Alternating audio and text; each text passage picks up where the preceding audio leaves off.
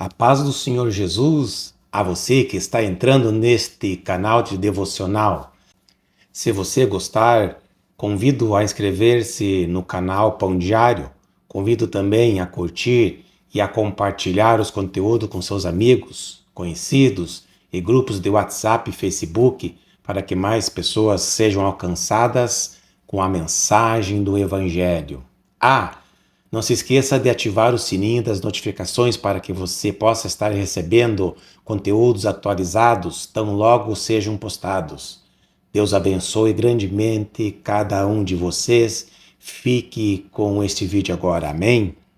Sermão do Monte, capítulo 35, parte 3. Adoração.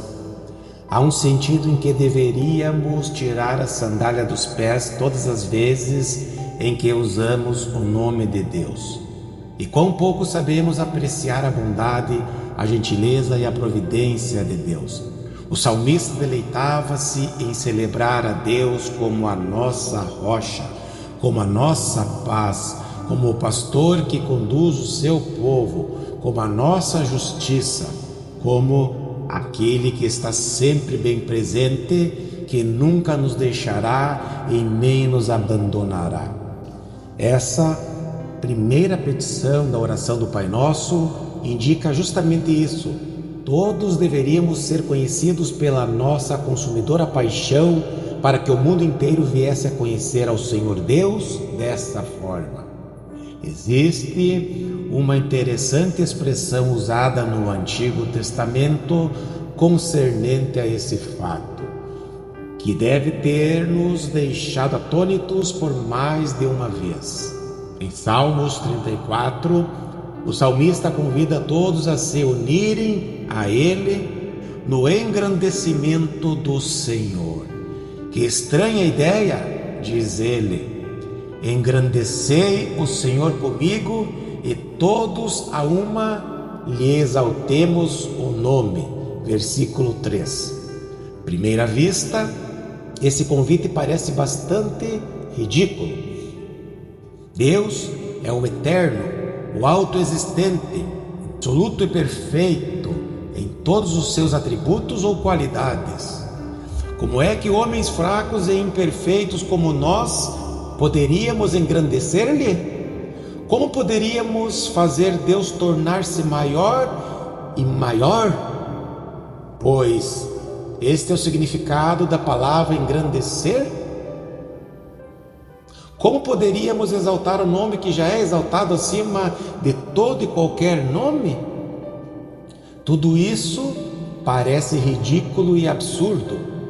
Não obstante, como é lógico, se ao menos percebêssemos o sentido com o qual o salmista se utilizou da ideia, veríamos exatamente o que ele quis dizer.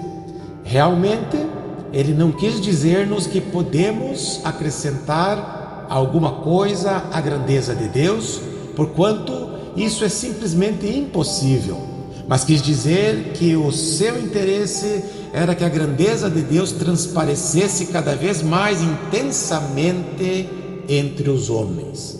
Por conseguinte, entre nós mesmos, que ainda estamos vivendo nesse mundo, podemos magnificar o nome do Senhor. Podemos fazê-lo por meio de nossas palavras, mas também através de nossas vidas, servindo de espelhos de grandeza e de glória de Deus e de seus gloriosos atributos. Esse é o significado dessa primeira petição.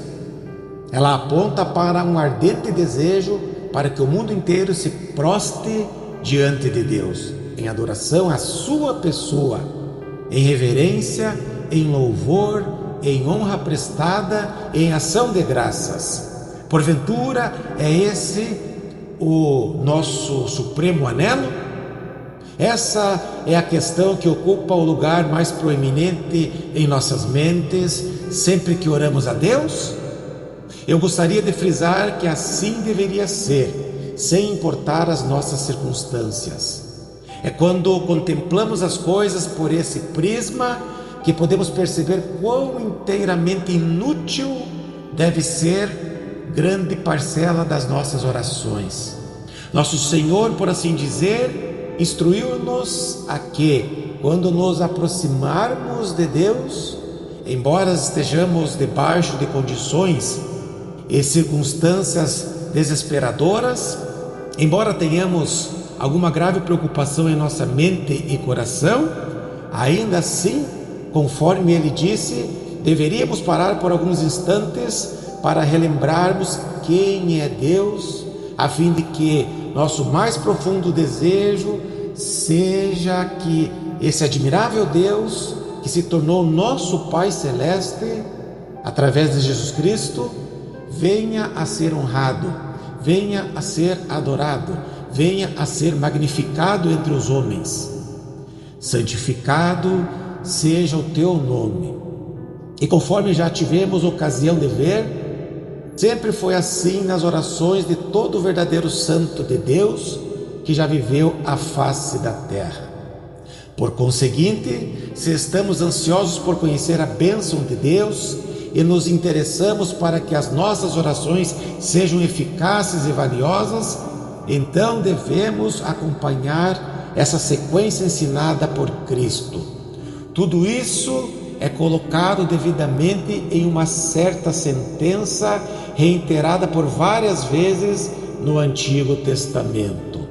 O temor do Senhor é o princípio da sabedoria. Salmos, capítulo 111, versículo 10.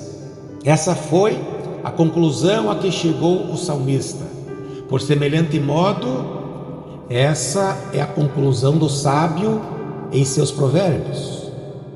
Assevera ele que, se alguém quiser saber no que consiste a verdadeira sabedoria, se alguém quiser ser abençoado e conhecer a prosperidade, se alguém quiser gozar paz e alegria, se alguém quiser ser capaz de viver e morrer de maneira digna, se alguém quiser ser dono de sabedoria concernente à existência humana nesse mundo, então eis que se destaca o temor do Senhor. Naturalmente, não está em pauta algum temor acovardado. Pelo contrário, está em foco o temor reverente a Deus. Isso posto, se quisermos conhecer a Deus e ser abençoados por Ele, precisaremos começar as nossas orações pela adoração à sua pessoa. Precisaremos orar dizendo: santificado seja o teu nome, dizendo-lhe que, antes de mencionarmos qualquer preocupação conosco, o nosso mais profundo anelo é que ele seja conhecido entre os homens.